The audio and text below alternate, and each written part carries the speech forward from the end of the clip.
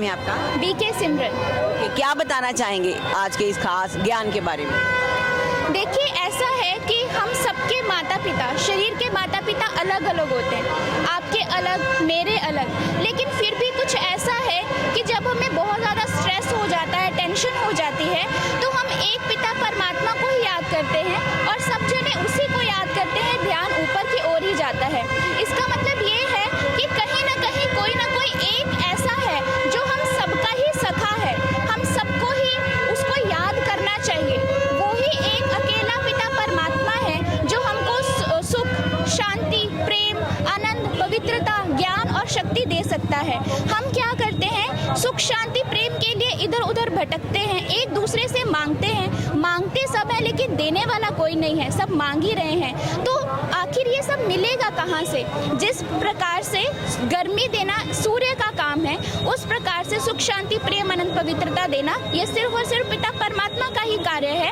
और ये किस प्रकार से भगवान से लेना है, ये हम मेडिटेशन से सीखते हैं और ब्रह्मा कुमारी राजयोग मेडिटेशन सिखाते हैं, जो हर किसी को करवाया जाता है 7 डेज का कोर्स। इससे क्या होता है कि हर कोई परमात्मा से किस प्रकार रिश्ता बनाना है, उनको कैसे याद करना है, परमात्मा कौन है, कहाँ रहता है, क्या करता है, ये सब हम 7 डेज के कोर्स में सिखाते हैं। और कोई भी उम्र के लोग, किसी भी जाति धर्म से संबंध रखते हुए लोग इस ऑर्गेनाइजेशन में आ सकते हैं और लाभ ले सकते हैं। Thank you. ओम शांति। Thank you. जब भी किसी का बचपन होता है, जब कोई पैदा होता है, तो सबसे पहले ये बात करी जाती है कि घर के बड़े बुजुर्ग इनको गुड़ती देना ताकि इनको ज्ञान आए, इनको समझ आए, इनको हर बात पता चले। जैसे हमारे बड़े बुजुर्ग हमें सिखाते हैं, तो हमेशा बात ज्ञान की होती है। कोई भी बात करे, कहते हैं कि ये बुद्धिमान है, ज्ञानी है, अज्ञानी है। अज्ञानी हमेशा गलत बात करता है और ज्ञानी की बात जब हम करते हैं तो हम सीधे मार्ग पर चलते हैं। हमारे साथ कुछ खास मेहमान जुड़ चुके हैं इस मेले में, जो सबको ज्ञान बांट रहे हैं। ये हैं जी ब्रह्मा कुमारी आश्रम से और हम करते हैं इनसे बातचीत। मैम, बहुत बहुत स्वागत। ओम शांति। ओम शांति जी। सबसे बड़ी बात ये है कि मेले में कोई अलग अलग स्टॉल लगा करके बैठा है, लेकिन आप ज्ञान बांट रहे हैं, ये सबसे बड़ी बात है। हाँ जी, हाँ, अगर देखते हैं ना कि कोई भी चीज, व्यक्ति कोई कुछ बांट रहा है, कोई कुछ बांट रहा है, वो मटेरियलिस्टिक चीज है। और मटेरियलिस्टिक चीज थोड़ी देर के लिए तो है, थोड़ी देर के बाद खत्म हो जाएगी। चाहे खाने वाली है, चाहे पहनने वाली है, चाहे घर में चीज रखने वाली है, कोई चीज टूट फूट जाती है, और पहनने वाली चीज भी कितनी देर चलेगी।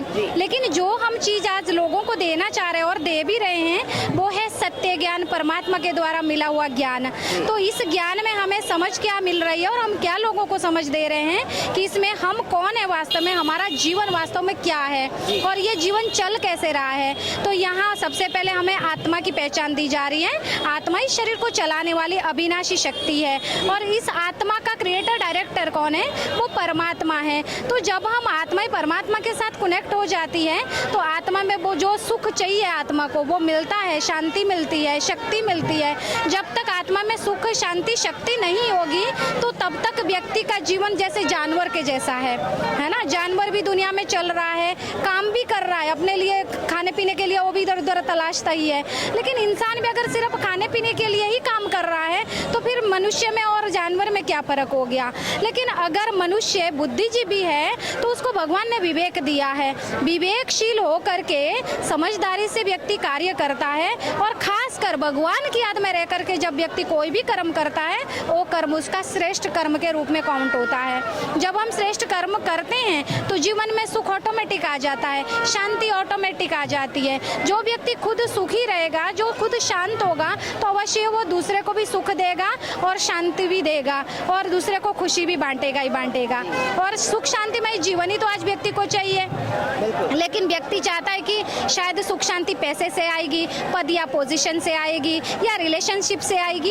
ये सब मनुष्य ने करके देख लिया है, लेकिन दुख और अशांति बढ़ती ही जा रही है क्योंकि व्यक्ति अपने से दूर होता जा रहा है कि सेल्फ रियलाइजेशन व्यक्ति को है ही नहीं है आज कि वास्तव में मैं कौन हूँ। व्यक्ति अपने आप को शरीर समझ करके चल रहा है, लेकिन ये बॉडी है हमारे पेरेंट्स के द्वारा हमको मिली है, लेकिन इस बॉडी को चलाने वाली जो पावर है, जो इनर पावर है, वो तो सोल ही है। सोल तो अजर है, अमर है, अविनाशी शक्ति है। तो इसलिए इस अविनाशी शक्ति को जानना, पहचानना, रियलाइज करना हमसे सबके लिए मोस्ट इम्पोर्टेंट है।